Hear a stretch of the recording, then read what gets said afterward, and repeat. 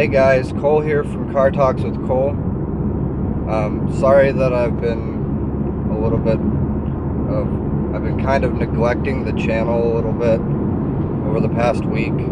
Just been really busy with a lot of things, and I've been working on some other things for the channel this week. So you'll see all that stuff in the near future here. So I'm getting back on track now and trying to get some videos out to you guys.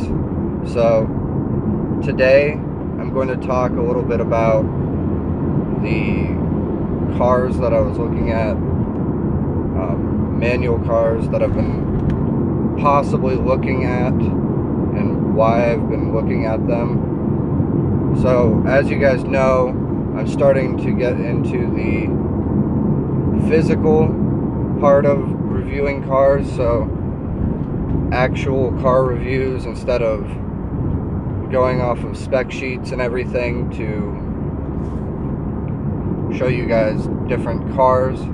So with the physical cars, there are quite a few cars out there that I'd like to review that are manual transmission. Now, I've used manual transmissions in the past.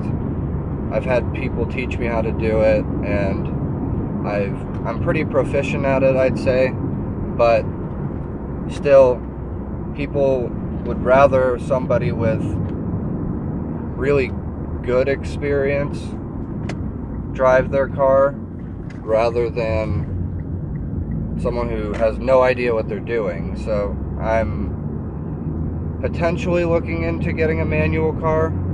However, with what happened with the Ralliart, with the transmission cooler cracking, that did cost me a good chunk of change, so I'm not 100% certain if I'll be able to do it or not, but it's definitely something on my list for this summer. But there are quite a few cars out there that I'm interested in, so I'll go through a list of some of them and what I like about them.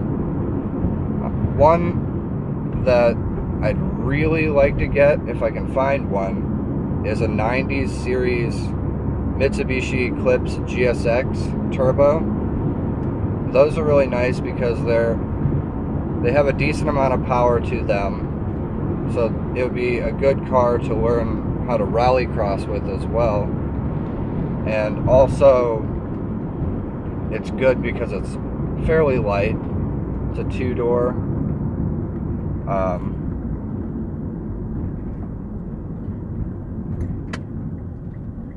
And it's pretty quick for what it is. And I can probably get one for like $3 or $4 grand, I'd say. And I already have a Mitsubishi car, so I'm already kind of biased. I did have an Eclipse, just it was the 3rd gen instead of the 2nd gen. So I've had them in the past. I like them. They're fairly reliable.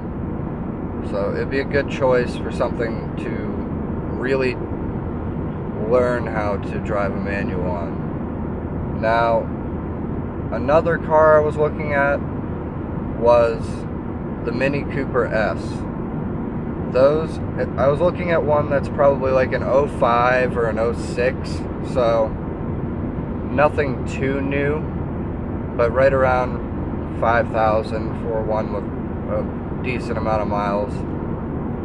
But those are really nice because they're pretty much already set up to drive rallycross, and they're very tiny. They're not super high horsepower, but they are fairly fast.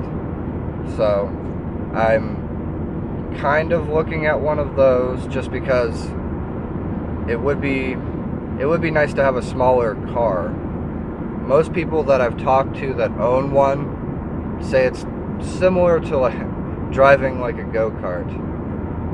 So it sounds like it'd be a lot of fun for me. There's a lot of upgrades and stuff that you can do to them for a fairly low price. So I wouldn't be too upset if I had one.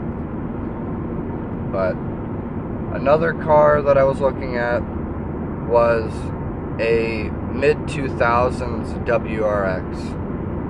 Now, Subarus, I was looking at one previously to this, so I really wouldn't be obliged to go against Subaru at this point. I would definitely look into it. For the most part, Subaru is known for their reliability, especially with the engine. As long as it's taken care of and you change the head gaskets and stuff, you shouldn't have too much of a problem with them, so they're a good option. And the WRX is also extremely popular, so there's a lot of modifications that can be done to it, which would be really nice because I always enjoy modding cars. Another part of that car is it'd be nice to have a pairing, a Subaru and a Mitsubishi. So I really am leaning towards that, and it's also a very good track car as well. It'll be not too highly overpowered or anything, so it'll be good to go in and out of the corners on the autocross part of things. But all in all, they're a very good car and reliable, so it's definitely an option for me. But I'm not 100% certain at this point if I would go with one. I don't know what this guy's doing, seriously. But anyhow, so another car that I really would like to get, that honestly at this point is out of my price range, but I'm aspiring to get one, would be the Subaru BRZ or the Scion FRS. Now, it's definitely a great car all around.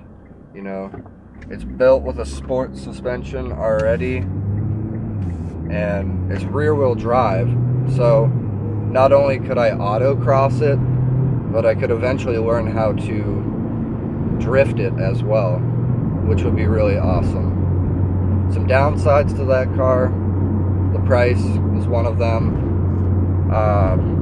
Another thing, it's not that high powered. Like, I think they're right around 200 horsepower. They are extremely light, but horsepower wise, they're not really anything too special. But like I said, they're an extremely good car for both like track driving and autocross and drifting, so it would be a good option. There's tons and tons of modifications out there available for each of the Subaru BRZ and the Scion FRS, so I'd have plenty of fun with it. And also, if you take and you supercharge one, they go from 200 horsepower to right around 300. So it would be amazing after you put that 100 horsepower bump on it.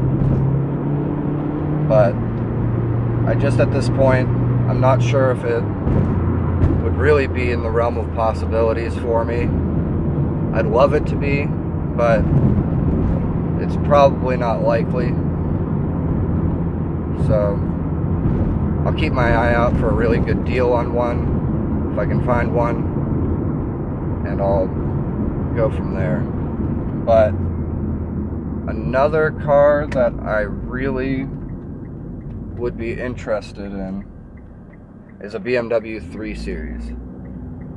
Either a 3 Series or a 5 Series. Now, with like the 5, I believe it's the 528, It's one of the 5 Series, but the 5 Series is a straight 6, and you can get them in either an all-wheel drive or a rear-wheel drive. So either of them would be really good options.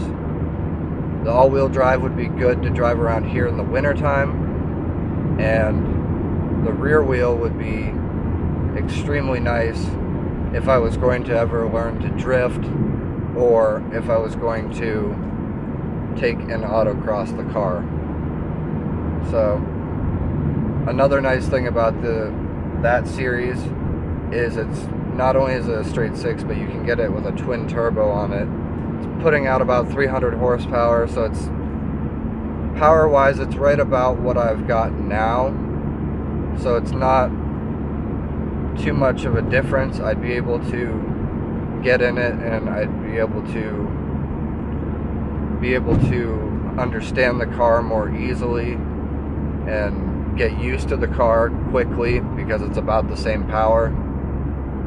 And also they do have a Cobb access port for that car, so I could get that, install it, and it would be even higher horsepower than that, somewhere along the lines of 350 if you do the right stage tunes.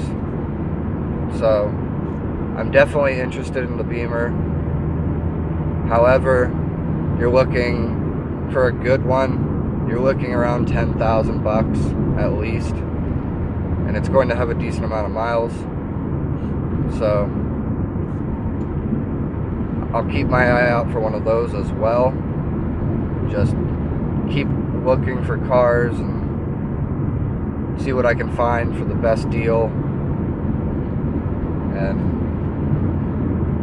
really learn how to drive manual. So I'm pretty excited about this. This is something that I've been aspiring to do for a while, so we'll see what happens with that. Other than that, there's a ton of cars out there that I'd want, but probably not going to end up getting any of them other than one that's, under 5,000 for sure.